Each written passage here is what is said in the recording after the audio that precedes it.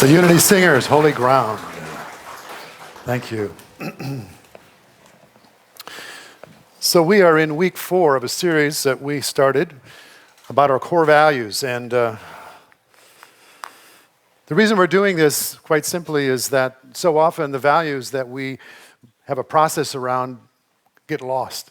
They get put somewhere and they get forgotten about. And, you know, we can do that with our own personal mission statements and maybe all the goals and things that we did around the first of the year. And if we don't get them out, if we don't keep them alive, then they're no longer alive in our lives, and they're no longer guiding us. They're no longer inspiring us to be who we have said from a deep place. This is who we are. This is how we want to show up, and this is why we've come. So we're doing this as a community to bring these alive again, and we're sharing these rocks with the names of our values on it, and we're doing that also so that we can recognize when we see these values being demonstrated, being expressed in members of our community. Because, again, this is about these values coming to life, and they are already alive here, but sometimes it takes recognizing them. I talked to somebody after the first service today, and they said how much they had appreciated receiving the rock, that they had been expressing this particular quality for a long time. And even though they weren't doing it for the gratitude, they were doing it because it was right for them. But it was nice to be seen in their being their highest self. And don't we like to be seen showing up as our highest self? Not so much when haven't washed our hair and we're at the grocery store, or whatever version of not your highest self may be. But we get caught, of course, being all that we are. And so that's why I want to talk to you today about the value that I'm least familiar with, spirit-centered. Don't know much about that one. It's a high teaching, and it is, of course, would be the ultimate realization of who and what you and I are, to be spirit-centered. Now, of course, we have moments. We have moments of being spirit-centered. We have moments of glimpsing this Christ consciousness, this divine essence, this love, this light, this wholeness, this peace, this joy. We have moments of it. And if this is to be a practice that is going to yield results for us, then it needs to be increasing number of experiences like that, right? That we're moving in a direction of some sort of a evolutionary arc that is bringing us into more and more realization of this deeper self. But to be completely honest, which means I come down here and talk to you, to be completely honest, most of the time, 99% of the time, I'm not feeling spirit-centered, okay? I am not. I am very much aware of all of the stuff in my life, the circumstances and the conditions of my life, and those become feedback to my experience. They become the condition under which I will either be happy or not happy most of the time. If I'm not being spirit-centered, then what happens outside of me has the complete control over how I'm doing. You know what I'm saying? How are you doing? And if someone said, how are you doing? And I asked you that right now, you might just do a mindless thing and go, fine. You know, we do that. Oh, I'm fine, how are you? But if you were to check in, you would probably look at the conditions and the circumstances in your life, right? And you would start running off things that are working and things that are not working, and you would put them on the scale. And if a lot of things were working and some things weren't working, and it was weighing on the side of life is working, you would say, I'm doing pretty good. And if things were terrible, and you just had a few little things that were going well in your life, you would say, I'm not doing so good. But that's not being spirit-centered. Lair? See, the mastery around this principle has nothing to do with answering that question by looking outward. It has everything to do with looking inward. Jesus said in so many different ways, and the one that's most familiar is, he said, when the disciples asked him, when will the kingdom come? And he said, you say it will come by expectation. And I say, it's already at hand. He said, the fields are already ripe, and this kingdom is at hand, and it's within you. So the answer to the question, how are you doing, might have an answer that has to do with the external.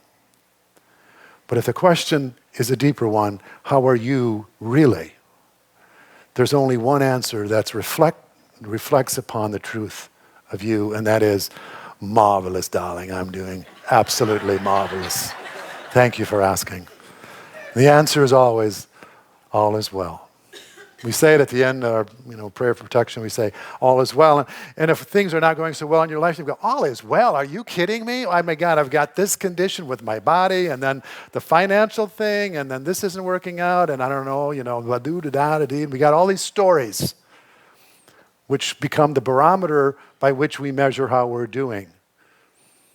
But in the truth, the whole truth, and nothing but the truth, so help me God, then I am connected to the truth of who I am, then all is well. So there's a lot of work to be done. And so how do we become more Spirit-centered? I mean, this has got to be a practical teaching, otherwise it's of no value to you. So what does it mean to be Spirit-centered? And I think I hinted at it already. It is this idea of having a perspective that you think from, that you see from, and that you act from. It is a perspective. And that truth is the touchstone.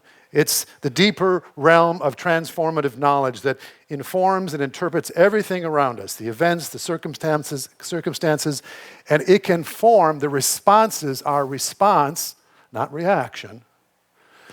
If we're centered in the truth, we can respond to our life from a place of truth instead of reacting from a place of fear, of separation.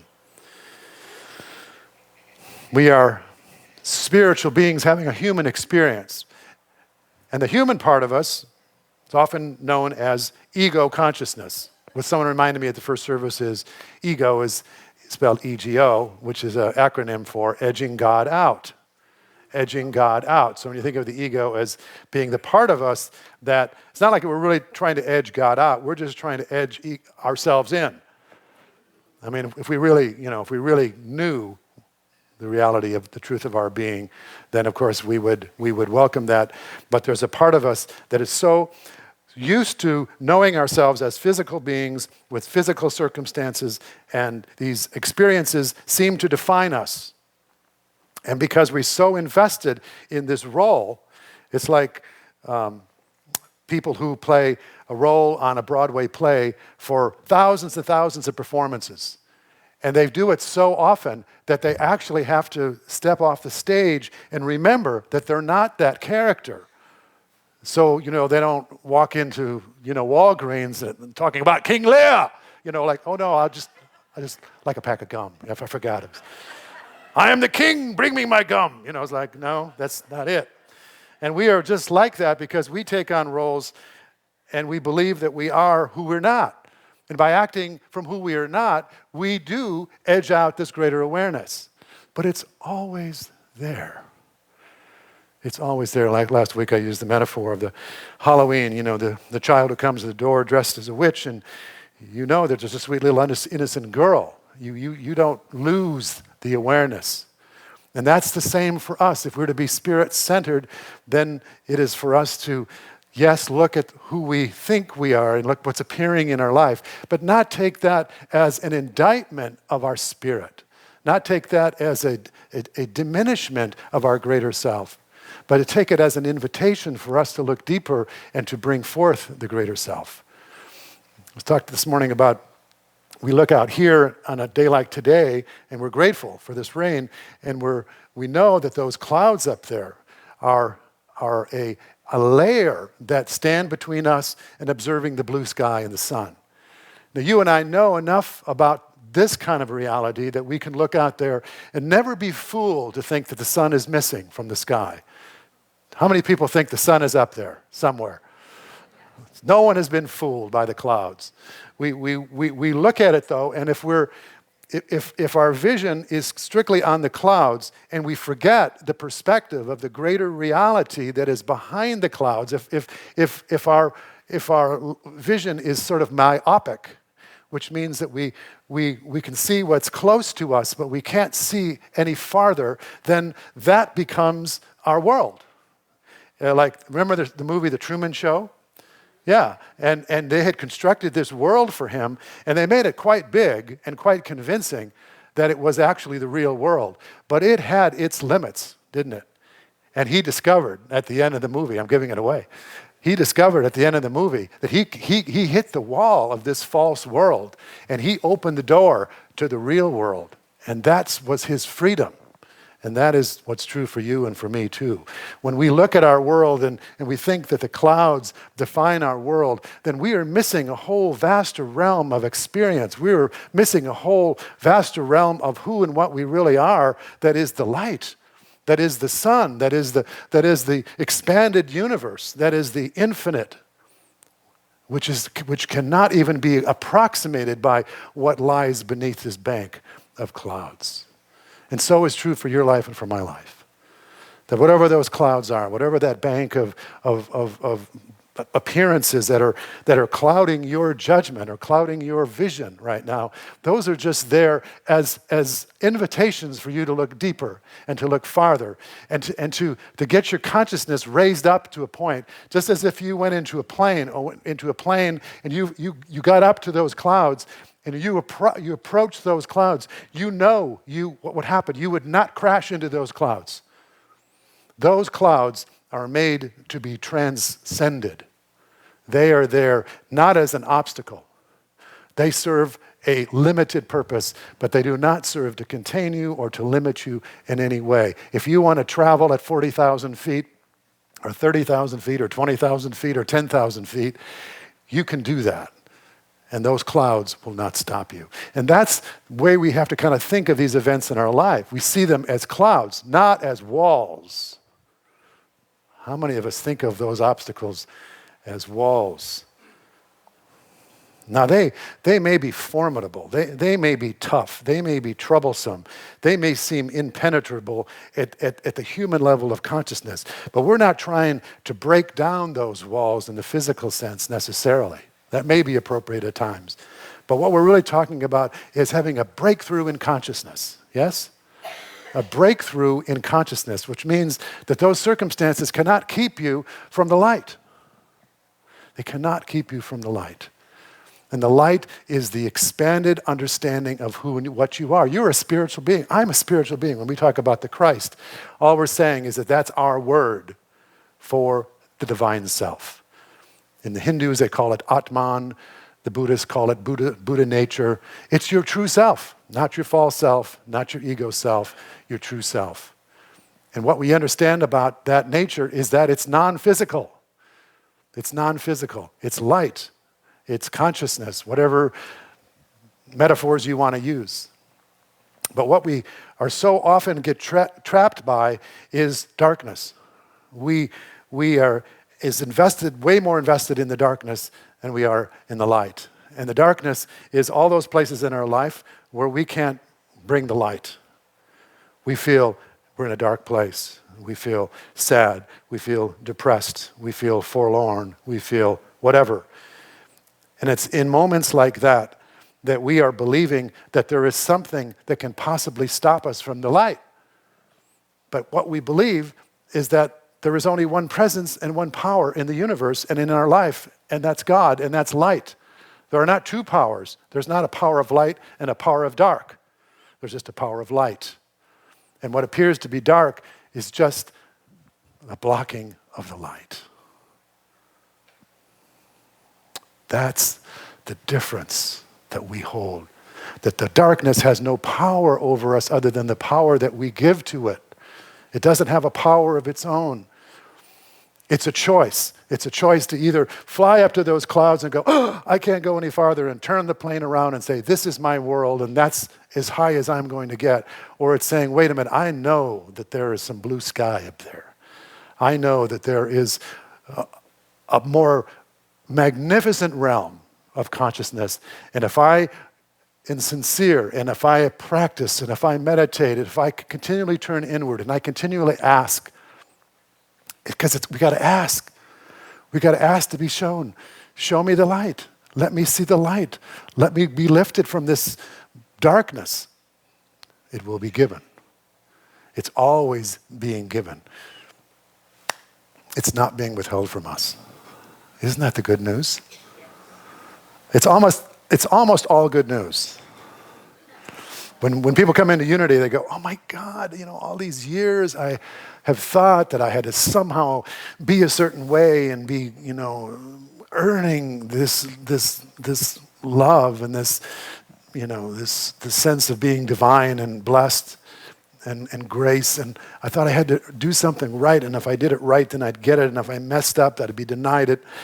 And then there's this whole other story about heaven being on the other side of this experience, and that, I got to do it right, and otherwise I'll go to another place. And then we come into unity, and we come into a thought system that says, wherever you are, God is. And wherever you are, the kingdom of heaven is within you. When you come into that, it's like great news. Oh my gosh, I don't have to do anything to deserve this. I don't have to stop beating myself up.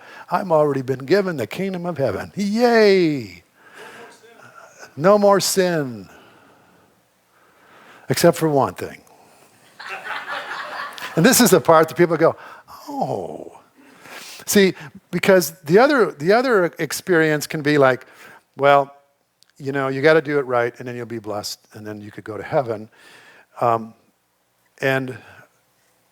it doesn't really there's not a lot of responsibility about your spiritual path, other than this little thing.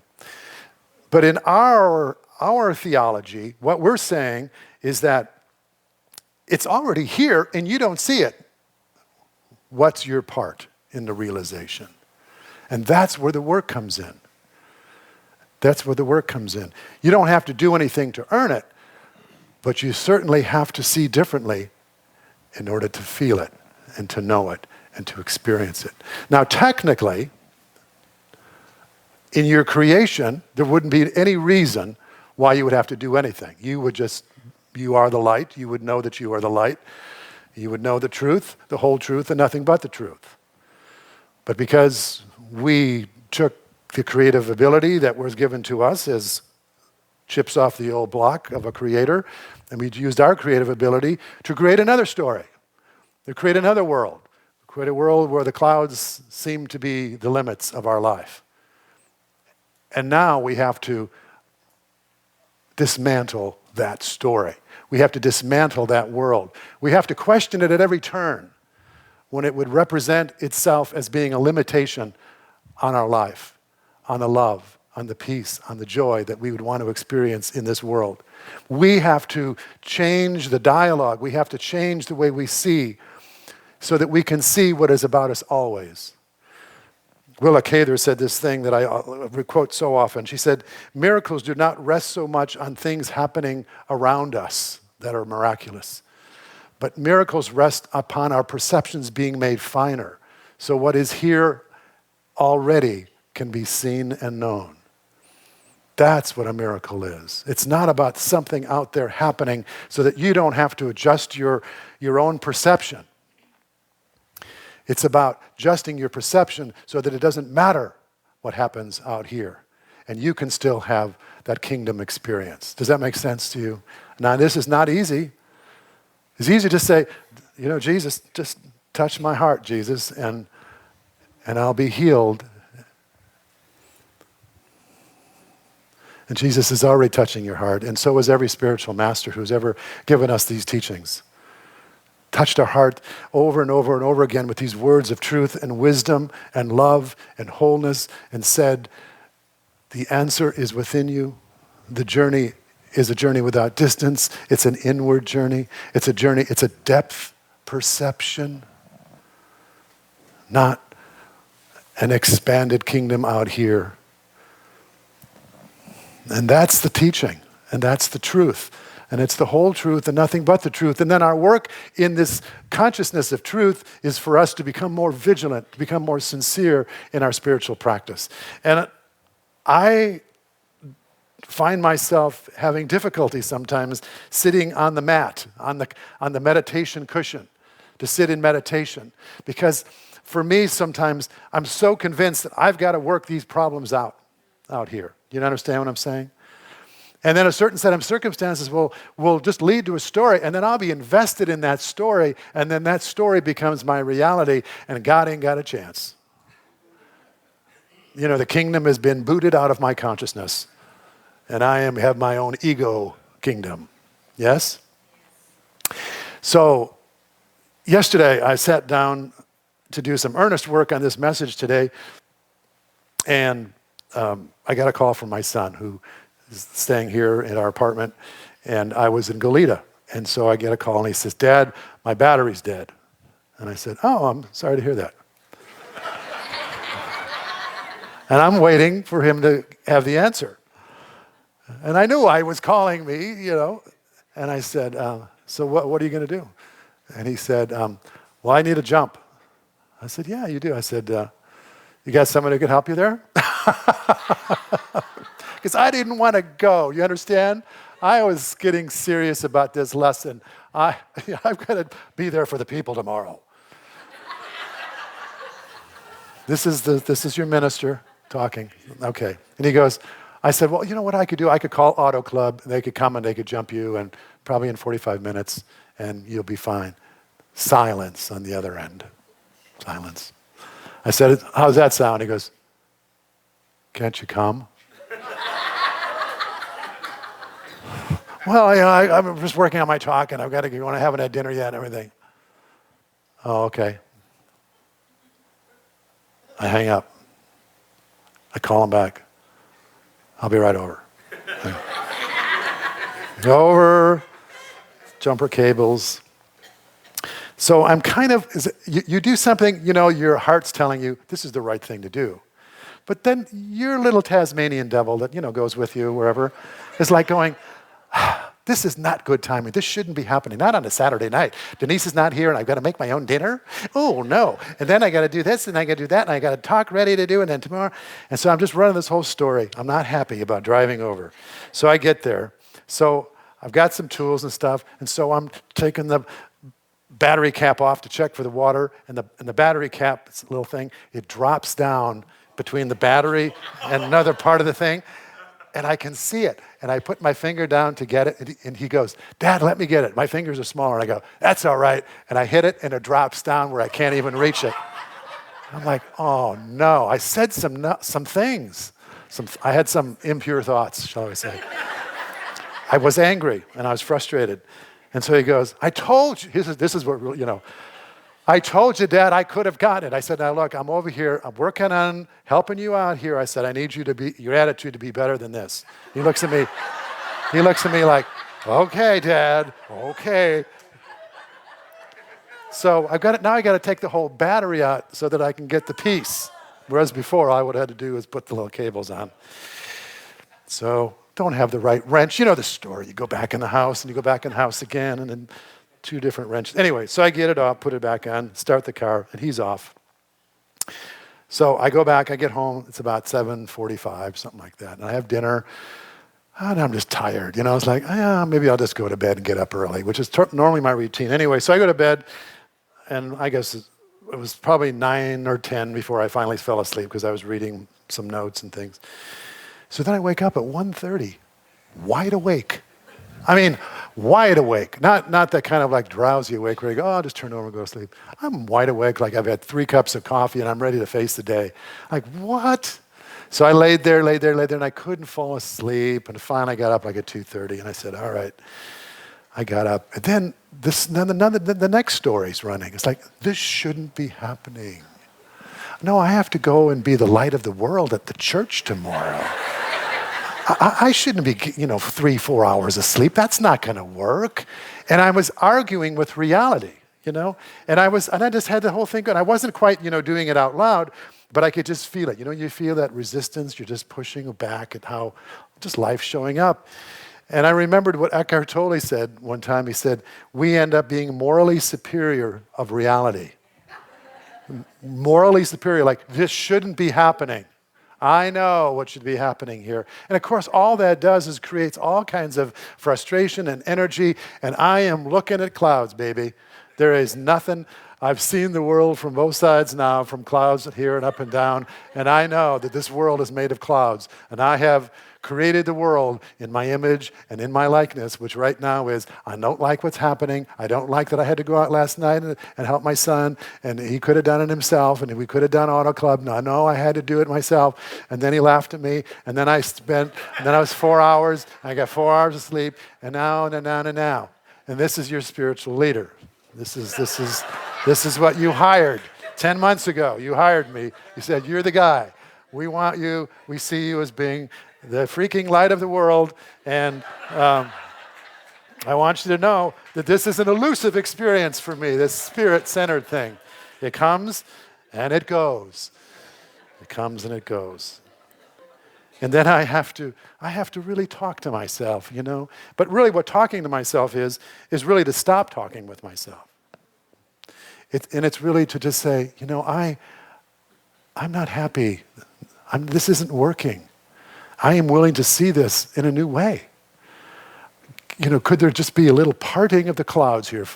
You know, could I just let go a little bit of this story here, and so that a shaft of light might illuminate my consciousness just for a moment here to remind me that what is really true is that I am not limited by the circumstances in my life. I don't care how many hours of sleep I get, you know? I mean, the Spirit does not care what's going on with my body. The Spirit is illimitable. The Spirit is infinite. The Spirit is powerful. The Spirit can move mountains. So let's get back to that thought, because that's who I've come here to be. And that's who you have come here to be. Is it not true? You have come here to let life be a sampling, you know, like a palette of all the ways that the light might get obscured.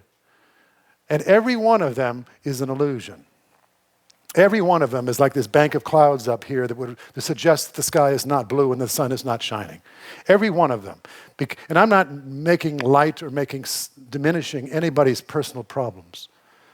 But what I know for sure is that who and what you really are is not limited by anything that's happening in your life right now.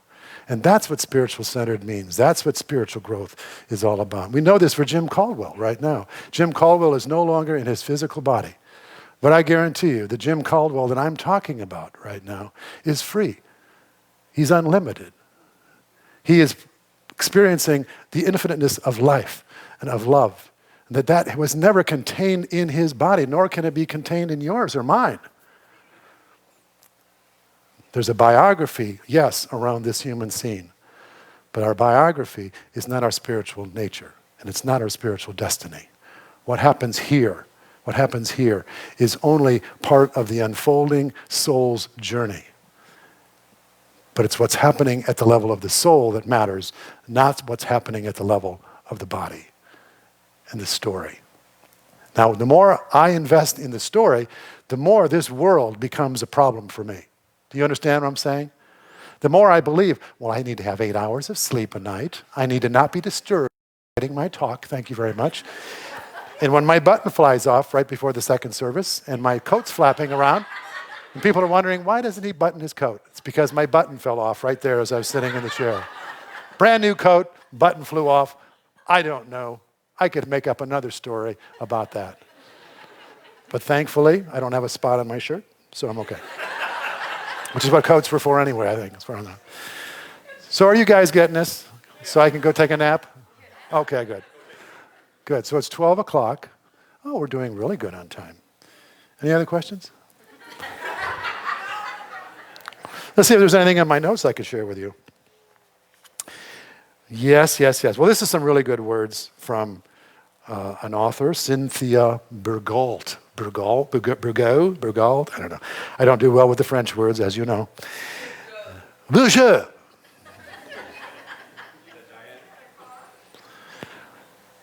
So this is what she says about the ego consciousness, and then I'm going to just compare this with the spirit, and you can help me with that. Our usual sense, this is the ego mind now. The ego, you know what the ego is? The sense of separate self. The ego is the part of you that thinks it's separate from life, from other people, from the infinite. That's an identity that it's taken on. That's ego. It's not a real thing, but we act as if it is. So the ego has its usual sense of things, and its hope, all of its hope is tied to outcome. Your spiritual self, all of its hope is tied to realization of what's already so. Think about that. Your spiritual hope is vested not in the outer, but in a realization of the love, the peace, the wholeness that's already at hand. That's the hope of the spiritual perspective. The ego thinks it's something outside of ourselves, such as a new job or a new relationship, and we look outside of ourselves to find it. This is a little science stuff. She says, the biochemistry of the mind gifts us with what is known as self-reflexive consciousness. Self-reflexive consciousness, which means that's the capacity for me to stand outside of myself and look upon myself as a third person. You have the ability, you can stand outside yourself and look back upon yourself and describe yourself. You know, animals can't do that. This is what you call self-reflective consciousness. And that's a really wonderful thing. It's responsible for our evolution and all the great things we've done. But you see where there's a downside to it. If you can stand outside of yourself and look back on yourself, you have just made a self, right? Not such a good thing, unless that self is the one that God created you to be. You can experience yourself as a distinct person made up of distinct qualities, capacities, and needs. Like, I'm a person who likes the ocean, I have a quick temper, I'm a cat person, or I'm a dog person, I'm an introvert, a person needs order in life. All of these things, we can name and label ourselves. And we're able to project ourselves back into the past or forward into the future so we can remember and we can plan and we can vision and we can dream of different realities and set them all in motion, and that's all wonderful and good. But there's a downside. This egoic thinking is a tendency to experience one's personal identity as separate. Because we're able to create an identity, then the downside of that is we create a sense of separation. Whereas even in the natural world, there is consciousness everywhere, but there is not the consciousness of separation. There is a consciousness of oneness, of unity, of being a part of a whole. And it's very hard for us to get back there. How often do we think, I am just part of this whole of humanity, or that I'm just part of this the energy of the universe, and I'm just part of the love and intelligence that is the universe. Those are not concepts that come easily to us. And that's why we have to do the work. That's why we have to get on the meditation cushions. That's why we have to do our prayers. That's why we have to do affirmations. And that's how we have to ask for divine inspiration. We have to ask to be shown, let me see this differently. Because right now, I am feeling very separate from my good. I am feeling very separate from life. I'm feeling very separate from all that I feel is precious to me. So show me that that's not even possible. Show me and let me know, let me feel the connection to life again, so that I can have the stability, so that I can have the faith to move forward in life. That life doesn't have to change out here in order for me to have that peace of mind. Because that's what the masters have taught. That's what being spirit-centered is about. It's about having this sense of wholeness that is unflappable. The sense of self-worth that doesn't rise and fall with getting what you want or not getting what you want, or people being nice to you or people not being nice to you, or you're getting the raise or you don't get the raise, or you graduate with honors or you don't graduate at all. All of those things are externals. But when we're connected to our wholeness and self-worth, none of those things matter at the spiritual level. And if I come to my life or my circumstances with a sense of wholeness and self-worth, authentic wholeness and self-worth, how do you think that affects my life? It affects it, of course, in the most positive way. Because I don't come to life with neediness, and I don't come to life with lack, and I don't come to life with limitations, all of which can create a story, and the self-fulfilling prophecy, the thoughts held in mind produce after their kind. If I think that the world owes me a living, if I think my son shouldn't call me when he needs me on a Saturday night, if I think that I need so many hours of sleep a night, I'm creating a new reality for myself. And guess what? Every time I do that, then my life shrinks. My world gets smaller and smaller and smaller. And this is how big this world has to be in order for me to be happy. Do you know anyone like that? I resemble that remark. So there you go. Well, I'm going to end here. We'll have a little bit of time before our meeting, and I want to hand out some rocks here. I don't know if the two people that I gave the rocks to are here. Let's see. Joan, are you here? There's Joan. Okay. So this person, you probably still have the rock, or did you? You do. So I gave one to Joan this morning. Joan is she's my everything. Joan is my everything. She's my rock. Oh, yes, she's my rock. And Joan is not my wife, so for those of you who don't know. But Joan, I think I spend more time with you than I do with Denise. She is the administrator here extraordinaire. Provides, really, really smart and efficient and really a good thinking, creative mind. And if that wouldn't be enough, she's always wanting to go to that higher consciousness. And, as a spiritual leader, to work with someone like that makes my job so easy. And we oftentimes come to the same conclusions when we are both willing to do that. And so Joan makes it really wonderful and a blessed partner in this path. So thank you, Joan, for that. Yes. And I think she left. She was in the first service. Laura, what's her last name? DeHaven, who's someone who I've known since I've been here. And whenever I see her, this beautiful love and light and joy comes through her. And I just feel she just really embodies that light. And I gave her a rock. And then the third one I want to give to, because I'm tired and I didn't get enough sleep and my mind wasn't working all so good, I forgot in the first service the third person. Yeah. The third person was Jim Quacco that I wanted to give the rock to, and I just couldn't pull it up. And Jim is has been such a great leader and just really a spiritually adept individual who, I'm sure you've heard him if you've been here a while, share lessons. But whenever we have conversations now, and he's our board president currently, when we get together every week, it always feels like we're not just taking care of the business of the church, but we're also feeding some spiritual ideals and sharing them and raising those up for this community. I just really feel we're in really good hands with Jim. And so this rocks for you, baby. Bless you. Thanks. Great.